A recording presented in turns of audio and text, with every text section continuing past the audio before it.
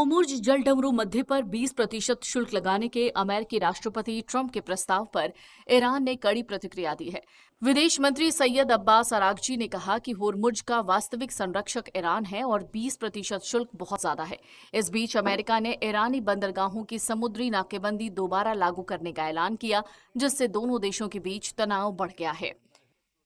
Iran के विदेश मंत्री सैयद अब्बास अरागची ने ट्रंप के 20% वाले टैक्स का मजाक उड़ाया है। उन्होंने ट्रंप की इस बात से सहमति जताई कि जो देश सुरक्षित समुद्री मार्ग उपलब्ध कराता है उसे उसके बदले उचित भुगतान मिलना चाहिए। हालांकि उन्होंने 20% शुल्क को अत्यधिक बताते हुए कहा कि 20% निश्चित रूप से बहुत ज्यादा है, हम न्याय संगत शुल्क लेंगे।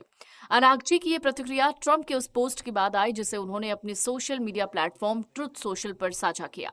ट्रंप ने लिखा, अब अमेरिका को होर्मुज़ का संरक्षक कहा जाएगा।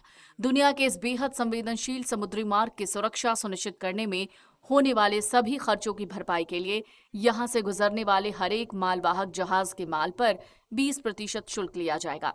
ट्रंप ने यह भी कहा कि इस व्यवस्था को तत्काल लागू करने की प्रक्रिया शुरू की जाएगी।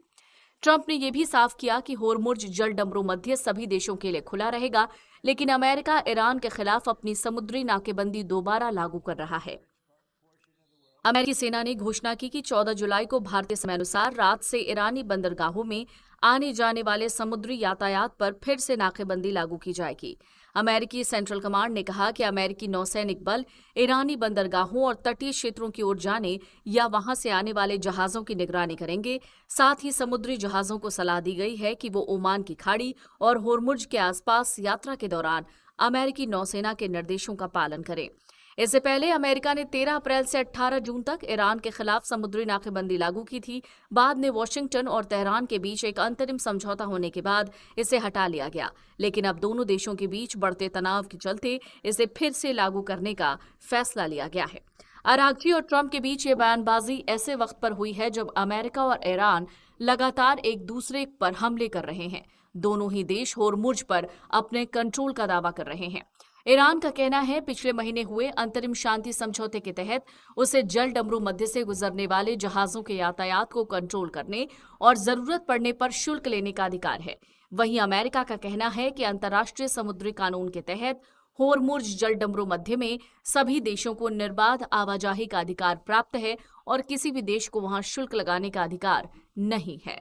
फिलहाल दुनिया के सबसे महत्वपूर्ण समुद्री मार्गों में शामिल होर्मुज़ जलडमरू मध्य से वैश्विक स्तर पर लगभग 20% कच्चे तेल और तरलीकृत प्राकृतिक गैस यानी LNG की आपूर्ति होती है।